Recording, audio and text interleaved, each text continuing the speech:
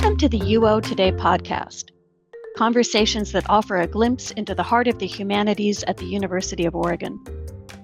Listen as our faculty, students, and guests introduce ideas and research that help us reflect on the past, navigate the present, and imagine possible futures. I'm Leah Middlebrook, Director of the Oregon Humanities Center.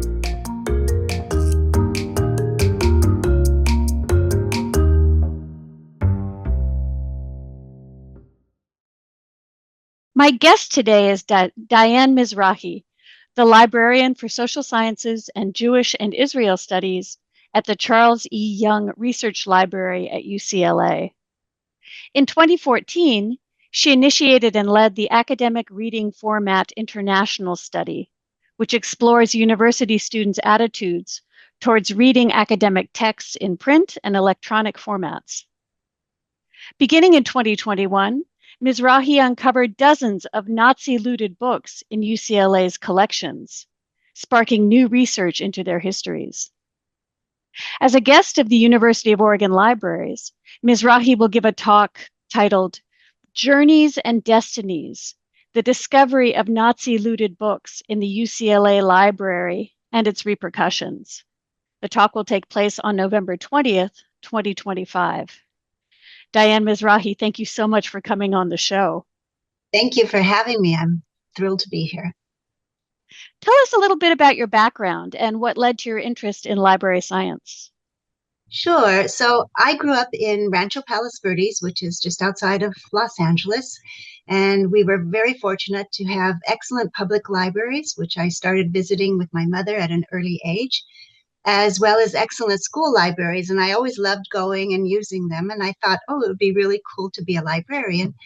But then other interests took precedence at the time.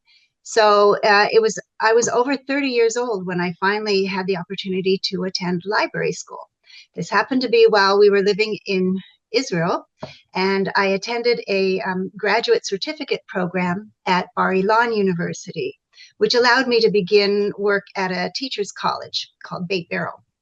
But a couple of years after I started working, I continued to complete my MLS at Bar-Ilan, where I performed original research for my master's thesis on library anxiety. And that's when I got bit by the research bug. I had so much fun. After it was completed, I can say I had fun doing the research, and the idea of contributing original ideas and contributing to the scholarly dialogue was intoxicating. And after we moved back to LA, I started working at UCLA, and I decided to go for my PhD. So that's the whole way I got into libraries. I have a whole list of questions for you, but we must pause on this issue of library anxiety. I have a course myself about poetry anxiety, so I am fascinated by this. Can you tell us what is library anxiety? Oh, sure. And I can tell you some funny anecdotes as well. But library anxiety is that feeling that many people experience when they walk into the libraries, students, especially undergraduate students, but could be graduate students as well. And they may be feeling a bit claustrophobic by all these rows and rows of books. They may be feeling inadequate. It looks like everybody else in the library knows what they're doing, and you feel like you're the only person who doesn't know what you're doing. But you don't want to reveal this ignorance by asking questions. And so, unfortunately, a lot of students or users leave without getting the information or the resources that they need. And so we understand that this happens, and librarians are sensitive. And, the main thing is to get over this by asking questions, not being afraid to ask for assistance. I once had a student, I always talk to, when I speak to students in classes about, I mentioned library anxiety, and I always see a few people nodding their head. Oh yeah. One time afterwards, a student came up to me and she said, "Thank you for talking about library anxiety. I recognize myself. I'm so anxious when I go into libraries." I knew this student. She won a silver medal at the 2008 Olympics. She's an Olympic gymnast and an NCAA star. And so getting up in front of the world in a skimpy little leotard and doing death-defying flippy things on a 4-inch beam is okay, but going into a library makes her anxious. So it was an important lesson for me on how anxiety and fear are personal constructs. So, yeah. That is just so interesting. Tell us, how did you, I mean, I can sort of guess some of the things you might say, but tell us how you developed a focus on Jewish and Israel studies. So yeah, after 16 years at UCLA, where I always worked as a reference and instruction librarian, primarily with undergraduates. My predecessor, who was legendary in his field, David Hirsch, he left UCLA, and they came knocking on my door, and they said, "Oh, you speak Hebrew? Would you take over the Jewish and Israel studies?" And I jumped at the opportunity because Jewish studies and Israel studies, the history and philosophy, etc., culture is a passion of mine, and it's always such an amazing blessing when you can marry your profession with your passion, and that's how I got into. So now I have 50%. I'm librarian for several of the social sciences, and 50% librarian for Jewish and Israel studies. Interesting. That's so interesting. And then the two sort of streams of interest must sort of come together with your project on academic reading formats. Well, it doesn't really have anything to do with Jewish studies. Oh, okay, okay. Tell us though Um, about the academic reading format, international study. right, that was a direct outcome of my doctoral research. That was an ethnographic study of students in their dorm rooms. I went to their dorm rooms and looked at how they organized their academic information. And one of the questions I asked is, and this was 2009, if you have a choice, you have a reading you have to do for your class, it's going to be on the test, and you have the opportunity to read it in print or online, which would you prefer? And I just assumed that they would want online. And 30 out of the 40 students I interviewed said, "Oh, I would much rather have it in print because I feel like I can learn better from it. I can interact with it. I just like the tactile feeling of it." I thought that's interesting. And then 5 years later, I wondered if this was still true. So we're talking about 2014. So I developed a survey, which I distributed among UCLA students.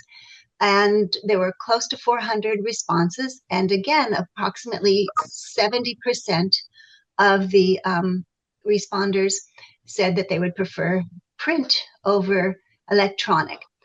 Well, I took these results to a conference in Europe, and I presented the results.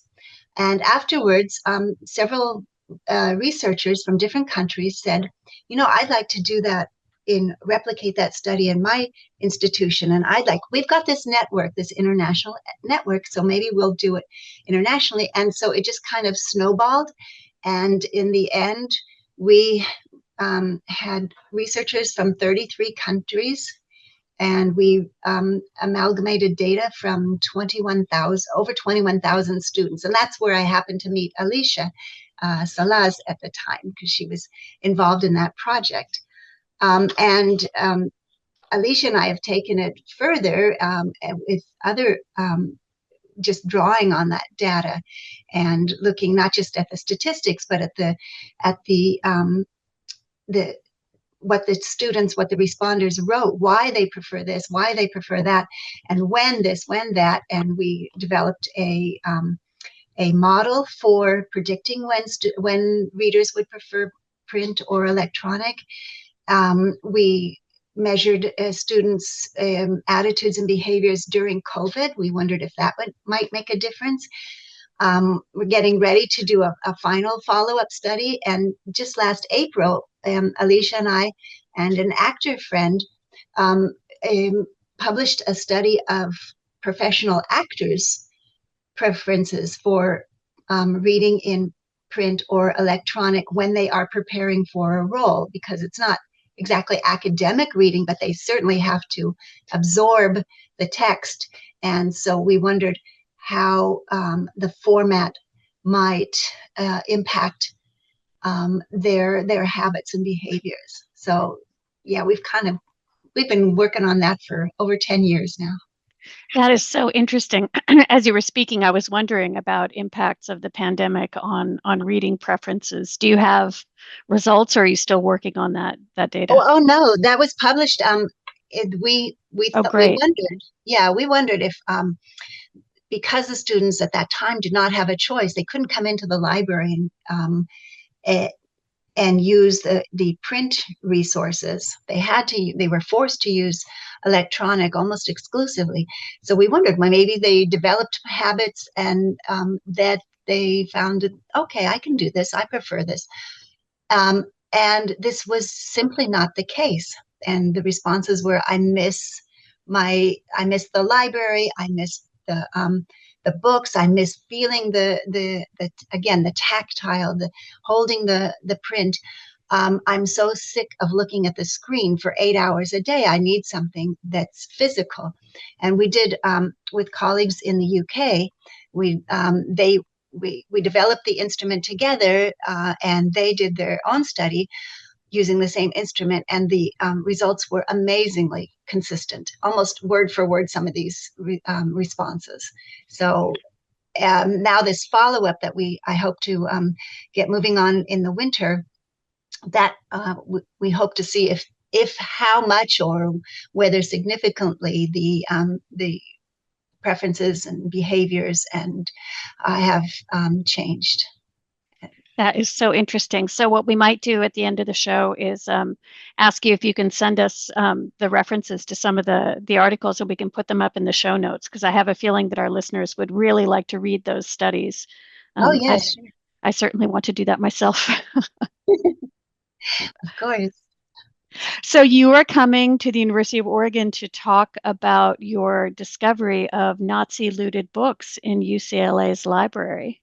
How did Right. you come to learn about that? This was happened to be during COVID. I'm working at home, and I got this email from the curator of rare books at the Jewish Museum in Prague, and he said that they have a 1939 catalog, their pre-war catalog from the library there, and they are trying to rebuild their collection after it had been looted during the war. Um, and using HathiTrust, which is an online full text database, he found that there were 3 books and subsequently 3 more, 6 books in our collection that had belonged to them. And he justified this. He said, these are our ownership markings, the stamps, and here are pictures from our catalog, from the 1939 catalog, and you can see the catalog numbers that are written down, and you can see these, both the ownership stamps and the catalog numbers, on the title pages of these books. And so when I got that, I was like, I really didn't know what to do with that. I was pretty new as the Jewish Studies librarian, and I had never read about this, and I sent it up the administrative line, and I was told that there was absolutely no professional guidelines for North American libraries, academic libraries, certainly nothing in English. And our university librarian at the time, Virginia Steele, she said that a couple of years before that, they'd gotten an inquiry from the community in Munich about a book in our collection. And so they kind of made up their own steps in consultation with the administration here at UCLA and law offices, et cetera. So the steps were to verify the claims, obviously, and then to make sure that they are digitized, because if we are going to return a book, we want to make sure that our scholars have access to that book, at least in a digitized manner. Of course, we have to update the catalog to say this was in our possession. The physical book wasn't being sent back to. And if there were any repairs that needed to be done, sometimes we actually asked the museum if they'd like us to remove markings of the library, and we were very pleased. So these markings add to the individual stories of each of these books. And so even 100 years from now, a researcher looking at these books can say, wow, what were they doing in UCLA at that time? So it all adds to this amazing story. We're talking about 10 million books that were looted, destroyed, and found all over Europe. And you can imagine the chaos in the post-war. It's hard to try to repatriate books when they found them. In fact, the U.S. established the Offenbach Archival Depot outside of Frankfurt, where they processed tens of thousands of books, and their policy was to return the books to their owners. But obviously, they couldn't find most of the owners or the heirs, and so the Army's policy was to return them to the country of origin. However, Jewish leaders at that time said, well, that's not satisfactory. If they're returning books to a community in Eastern Europe that has been extinguished, there's nobody there that would use them, it's going into a vacuum, then it doesn't rectify the injustice that has been performed. And so after the army left, the Jewish agency took over the Offenbach program, and they redistributed books to the new centers of Jewish life, primarily in North America and in Israel. Now, but a lot of books, and these went to a lot of universities as well as institutions, but there were also, booksellers, and some of them legitimate and some of them, not so legitimate, coming in and taking. But the end of the story is UCLA purchased these books in the early 60s from various booksellers primarily in Israel, but in other places as well. But they all, they just kind of tumbled around and until they found their homes. But these looted books, and again, we're talking about hundreds of thousands today, if not more, are all over the world. And we're just now coming to the realization that there must be programs in place to identify and to repatriate when it is feasible, or at least get the stories out there, the stories of these books, get them out there. I'm listening to you tell this story, and I'm thinking about a story that I read recently in sort of art circles about the looted painting Yes. that was discovered during a home sale. Yes. And excuse me, yeah? Yeah, in Argentina, right. In Argentina. And I was wondering to what extent your work with the books participates in a wider set of discussions about how to deal with confiscated materials. So do you see your work as specific to books, or are there ways in which this case speaks to a wider process? That's a great question, because the repatriation and the return of artwork has been at the forefront since the end of the war. In fact, during the war, the Allies created the monuments men. In fact, there was a movie with George Clooney about this group of soldiers trying to salvage and save artwork. And because art works tend to be unique and often worth a lot of money, millions of dollars even, they garner the headlines and they garner the attention. And the books, unless they're unique manuscripts, but most of the books that we're talking about that I've been dealing with and my academic librarian colleagues have been dealing with are not particularly worth a lot monetarily, maybe $100, $200. So they don't get that attention, but they have the story, they have a life, they have a history to them. And so we're trying to raise awareness and to rectify the injustices that had occurred. So yeah, they don't. In fact, just a couple of weeks ago, I went to a reception, and I happened to sit next to a lawyer who was the the character in the movie The Woman in Gold, and he was the lawyer in that that performed the search and the repatriation of this famous uh, portrait by Klimt. So that was actually quite interesting.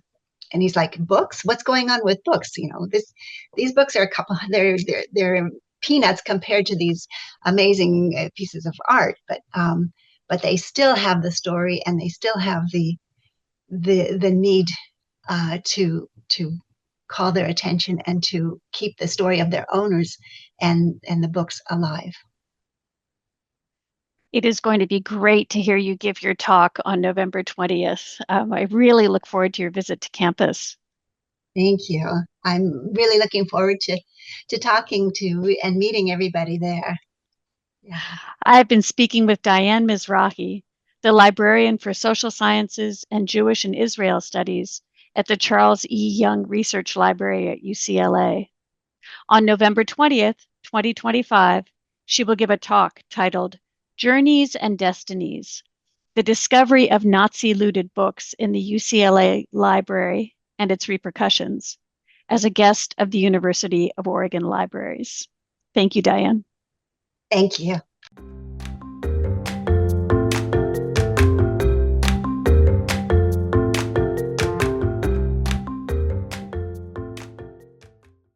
Our Research Notes segment helps us keep current on recent developments in University of Oregon faculty and student humanities research, such as the book we will be discussing today, Thinking Nietzsche with Africana Thought, Towards an Alluvial Poetic of Worlding by Dr. Michael Stern.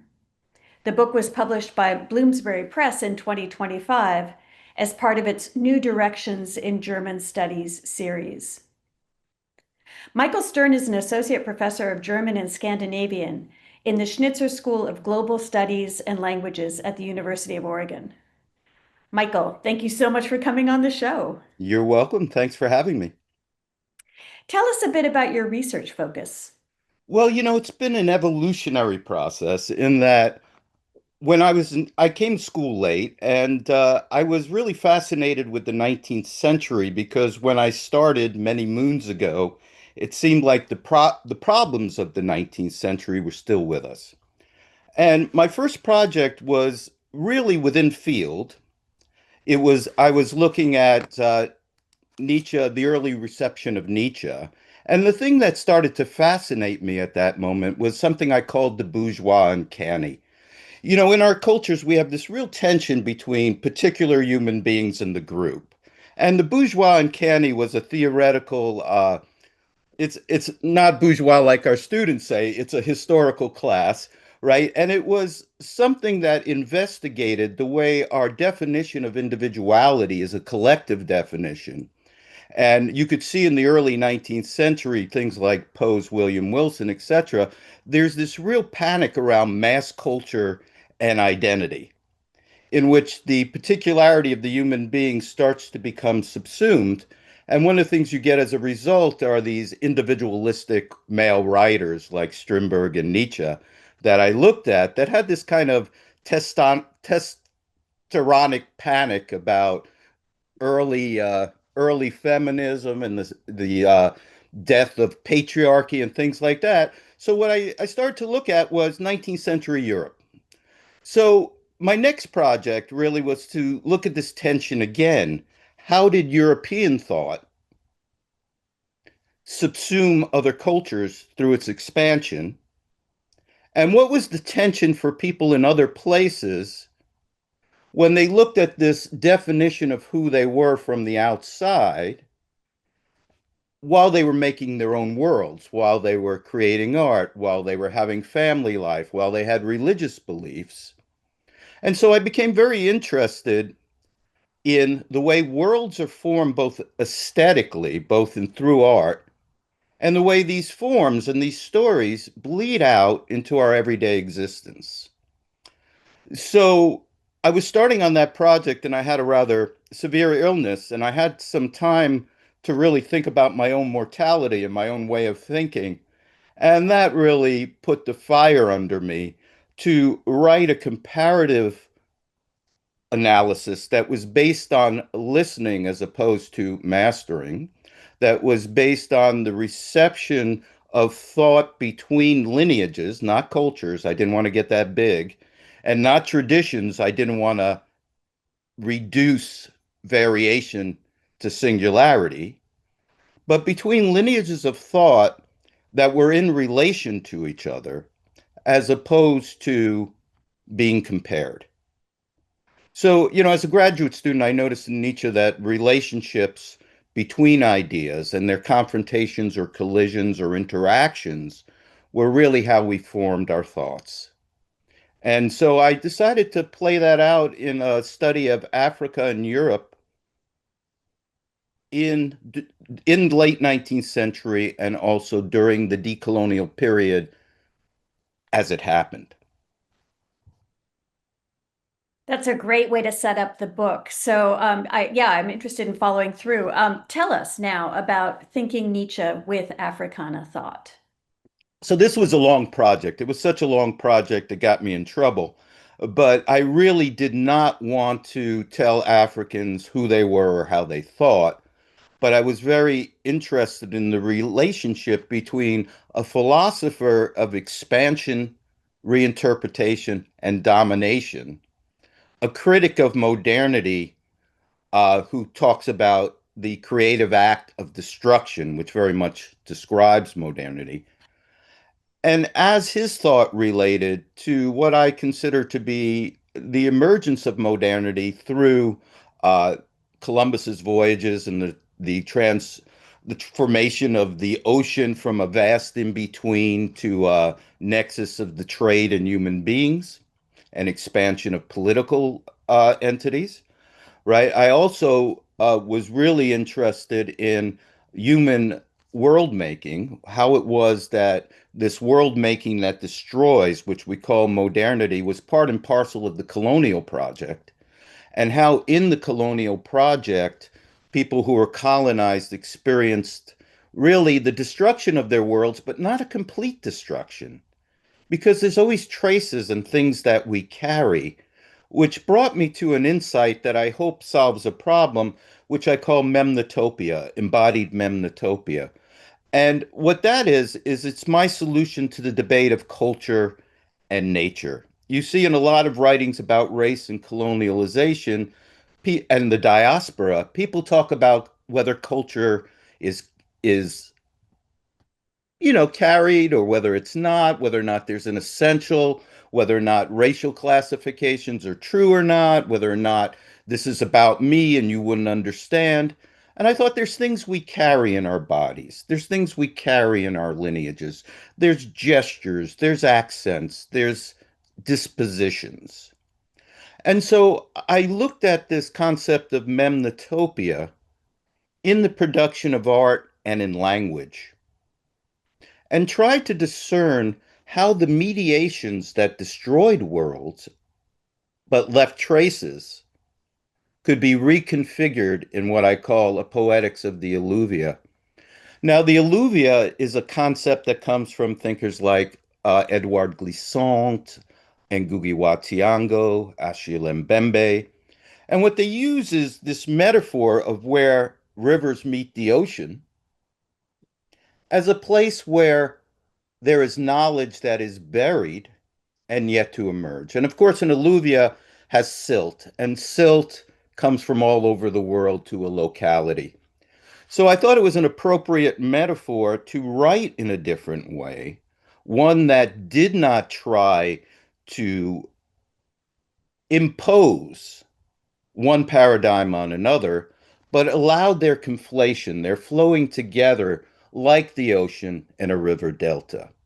So I started to write polyphonically, in which I would use voices of different poetic lineages, different philosophical lineages, different theoretical lineages to discuss the same thing. So I started very basically with worlds and forms and rhythms because Very basic things. what? Very basic things. Very World basic form. things, but how we place space, how we make our schedules, our times, our expectations. And I found that there's a very strong relationship between rhythm and morality. Make a late payment, be late on your paper. Uh, don't have your book published by the time tenure comes, and you'll see the relationship between those imposed rhythms and morality and our lives. So I decided to take that out, and conveniently, since I'm an aesthetic thinker, not a political scientist, I could look at art. And what I tried to do was to look at linguistic art, sculptural art, painting, and music and dance to try and dance, of course, because that's that moment where form and rhythm meet, right? To talk about the possibilities of reworlding in a way that is not based on a dominant culture, just like our political reaction now is trying to erase things. I'm trying to amplify the relationships we have in the way we make things, leave traces, and leave an opening as well for the next project by talking about the importance of the non-human world as well, to open up a space where, as Nietzsche says, we have to remember the midge. Because in Truth and Lies in an Extramoral Sense, his unpublished essay about knowledge, he says, the human being somehow feels that they're the only ones that invented cognition. But think of the midge flying through the earth that also thinks itself the center of that earth. So what I tried to do is to decenter our dominant discourses and through polyphonia and couplets, put them in conversation with each other so that I could start to formulate ideas that were not dependent on one lineage or another. Though, of course, being Westernly educated, I naturally have my biases. You've been using the word human in the last few minutes, and that leads to my next question, which is, what makes your topic important to humanity? Well, as you said, that's kind of a tongue-in-cheek question in that, our egos are always chastened by the amount we don't know. And this project really led me to the amount I don't know because I was fishing widely. And I would say its value to humanity is another assertion of Socratic wisdom that calls for conversation, calls for listening. Unlike the Socratic dialogues, which really are sham dialogues with Socrates badgering his interlocutor, what I'm interested in is having new interlocutors enter the space of my thinking. And I think, what is humanity suffering from right now? Uh, Inherently rigid ideas about each other that make enemies, inherently rigid ideas about others that make the non-human, the non-valuable, the inessential, the expendable. So, if anything, I think that the sense of wonder in this work, the sense that the world is infinitely fascinating and complex, and all we could do is look at the relationships that constitute each other and our conceptions. I'm hoping that people will, if they do read the book, that they'll start thinking about listening to other traditions and lineages and not be so rigid in the way that they conceive of the world and how it should be. Thank you so much. Where can our listeners learn more about these topics? This is interesting. I actually thought about this question because I was thinking about whether or not I would bring out a bunch of books. And I do have to say that in my experience, and part of this is that I have been unable to really travel a lot in the last few years because of my spine. I find that I learned so much by talking to my colleagues in the humanities that there are people from all over the world here with so many different perspectives that you can't just come out and say, well, Nietzsche says, or Hegel says, or whatever your training might be, just as you can't say Abusi Bulaga says or Fanon says. That I think the variety of colleagues that I have keep me from being overly ideological or rigid. The second thing I have to say is that I find that I never read enough. This was a project that, was pretty much emptying my bookshelves. I mean, I find that when you read across lineages, you find that there are a lot of common concerns, a lot of common concerns and a lot of common ideas about how we make things and the types of traces we leave and how we can care for each other or how we don't care for each other. So I would say, besides the colleagues and speaking to everybody you can, I would say read widely, respect poetic knowledge, understand that things like gender, for example, where we have a Western conception of gender, but if you read people like Avadume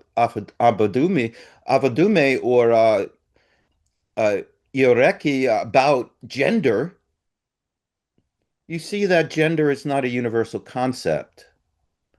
You see that a lot of the things we take for granted are questioned elsewhere, and a lot of things that are taken for granted elsewhere we question. So, in a sense, to look at our questions and the questions that are coming from other places allows us to formulate something much more coherent in our own thinking. What a wonderful answer. We're going to post some links to key writings by some of the writers that you mentioned in your comments today. But I think I'm also going to use your response as a way to plug the Oregon Humanities Center Works in Progress series, our Books in Print series, and our wine chats. And so we'll put a link to ohc.uoregon.edu up in the show notes as well. So thank you for that plug, Michael. I have been speaking to Michael Stern, an associate professor of German and Scandinavian in the Schnitzer School of Global Studies and Languages at the University of Oregon.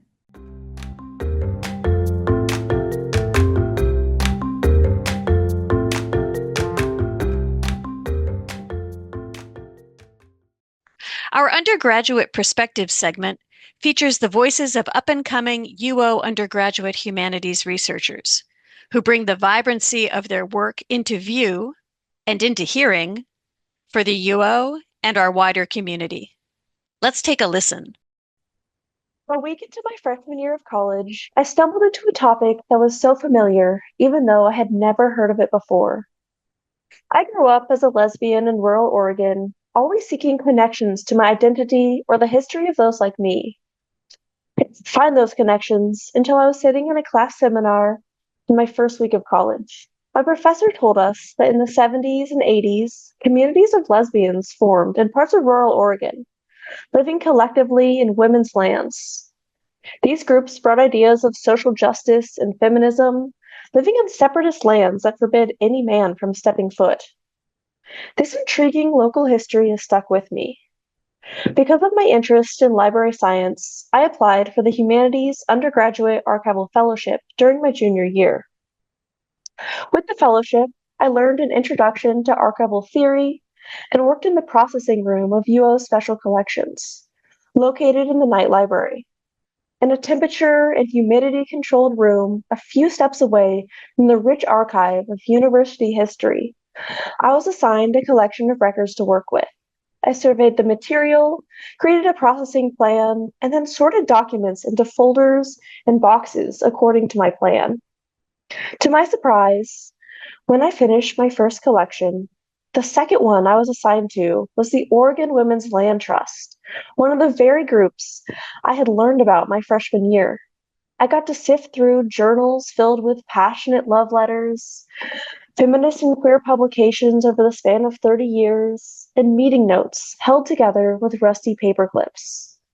These materials provided a glimpse into what life was like for women in these collectives and brought me back to that initial feeling of surprise and connection I had felt years before.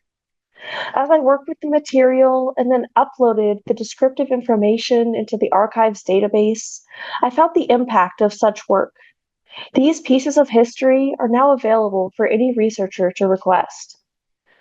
Taking part in archival processing has allowed me to realize how crucial it is to work to preserve evidence of our local history. Boxes from the collections I processed have already been requested, and I hope others can find those surprising glimpses of connection like I had as they work to further their knowledge. UO Today is a production of the Oregon Humanities Center at the University of Oregon. Thanks for listening.